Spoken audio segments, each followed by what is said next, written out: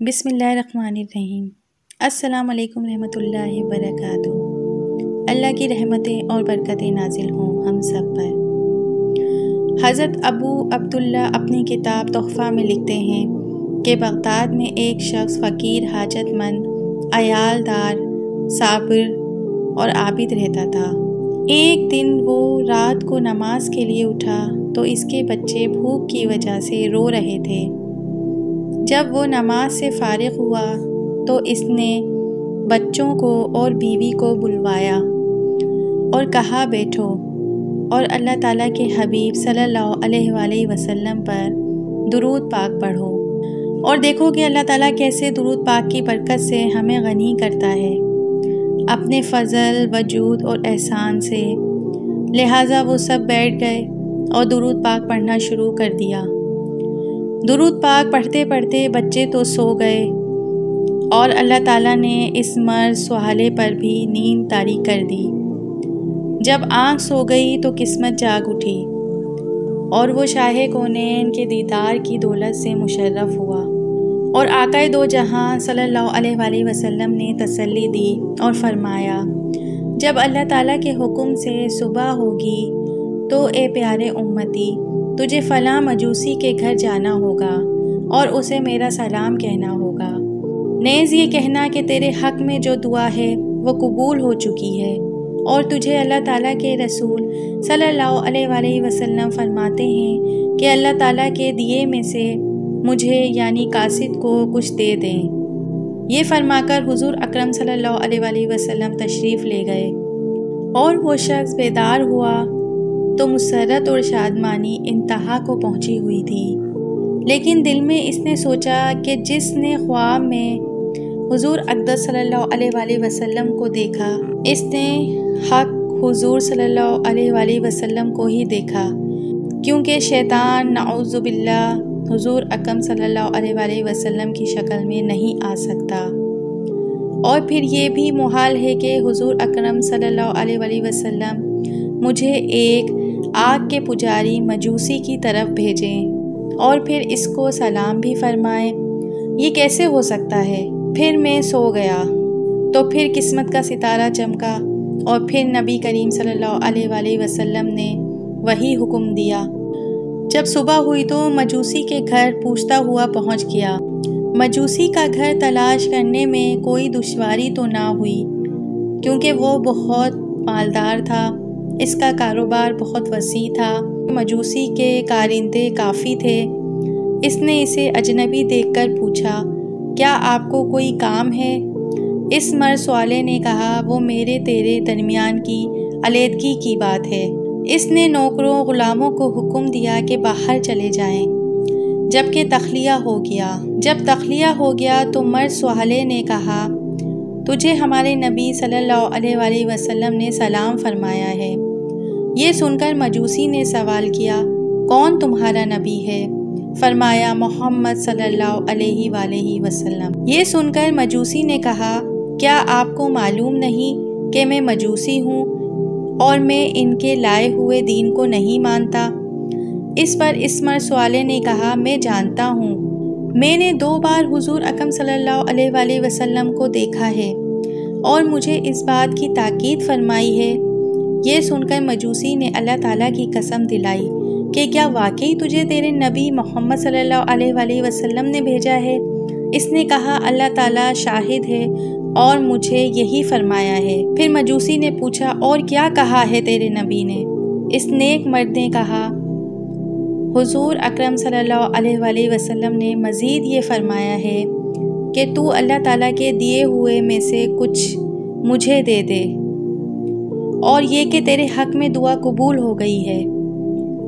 اس مجوسی نے پوچھا، تجھے معلوم ہے وہ کون سی دعا ہے؟ اس نے جواب دیا، مجھے اس کا کوئی علم نہیں ہے۔ پھر مجوسی نے کہا، میرے ساتھ اندر آ، میں تجھے بتاؤں وہ کون سی دعا ہے۔ تو مجوسی نے کہا، جب میں اندر گیا اور بیٹھے تو مجوسی نے کہا، آپ اپنا ہاتھ بڑھائیں تاکہ میں آپ کے ہاتھ پر اسلام قبول کروں، اور اس نے ہاتھ پکڑ کر کلمہ پڑھایا۔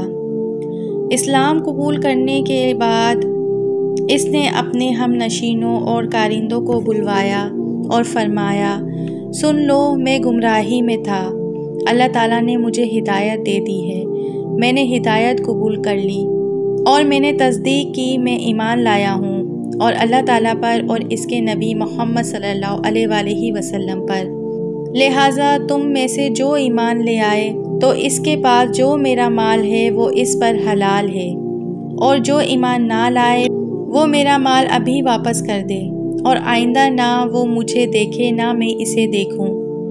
تو چونکہ اس کے مال سے کافی مخلوق تجارت کرتی تھی، اس کے اس اعلان سے اکثر ان میں سے ایمان لے آئے، اور جو ایمان نہ لائے وہ اس کا مال واپس کر کے چلے گئے۔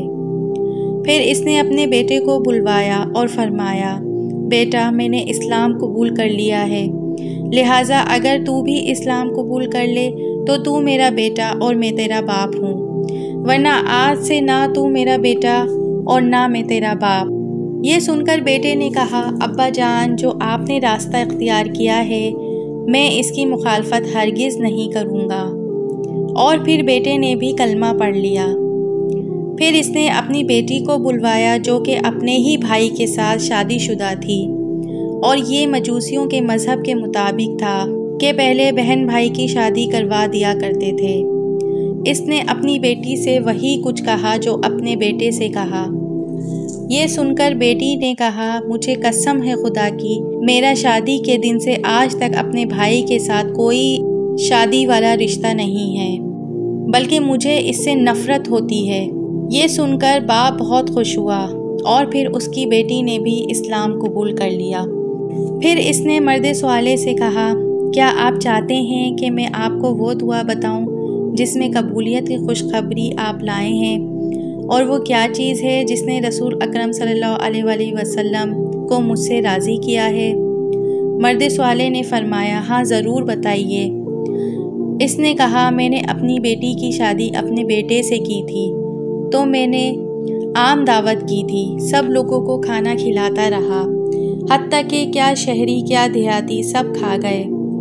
جب سب کھا کر فارغ ہو کر چلے گئے تو چونکہ میں تھک کر چور ہو چکا تھا، میں نے مکان کی چھت پر بستر لگوایا تاکہ آرام کر سکوں۔ میرے پڑوسی میں ایک سید زادی جو کہ سیدنا امام حسن کی اولاد میں سے ہیں، اور اس کی چھوٹی چھوٹی بچیاں رہتی تھیں۔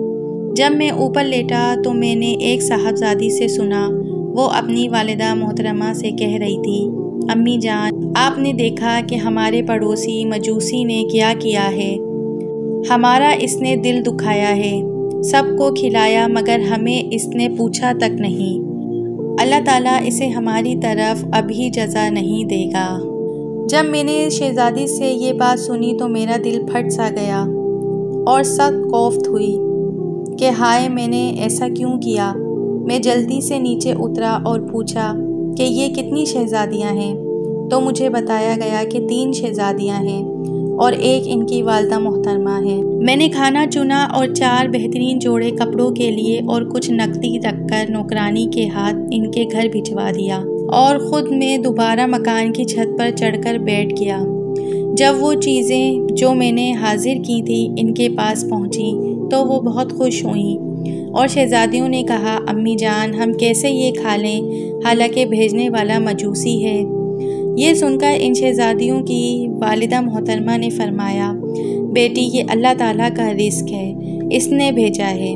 تو شہزادیوں نے کہا، ہمارا مطلب یہ نہیں ہے، بلکہ ہمارا مطلب یہ ہے کہ ہم اس کھانے کو ہرگز نہیں کھا سکتی جب تک وہ مجوسی ہے۔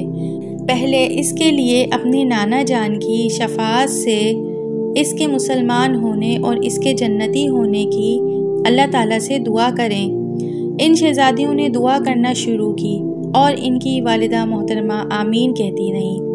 لہٰذا یہ دعا ہے جس کی قبولیت کی بشارت حبیب خدا صلی اللہ علیہ وآلہ وسلم نے تیرے ہاتھ بھیجی ہے، اور اب میں حضور اکرم صلی اللہ علیہ وآلہ وسلم کے حکم کی تعمیل یوں کرتا ہوں، جب میں نے اپنی بیٹی کی شادی اپنے بیٹے سے کی تھی تو میں نے ساری جائیداد میں سے نصف ان لڑکے اور لڑکی کو دے دی تھی اور نصف میں نے رکھی تھی، اور اب چونکہ ہم سب مسلمان ہو گئے ہیں اسلام نے دونوں بہن بھائی کے درمیان جدائی کر دی ہے۔ اب وہ مال جو ان کو دیا تھا وہ آپ کا ہے، آپ لے جائیں۔ اگر آپ کو میری ویڈیوز اچھی لگتی ہیں تو پلیز لائک، شیئر اور کمنٹس کیجیے۔ شیئر زیادہ سے زیادہ کیجیے تاکہ یہ معلومات دوسروں تک بھی پہنچ سکے۔ ملتے ہیں پھر کسی ایسی ہی ویڈیو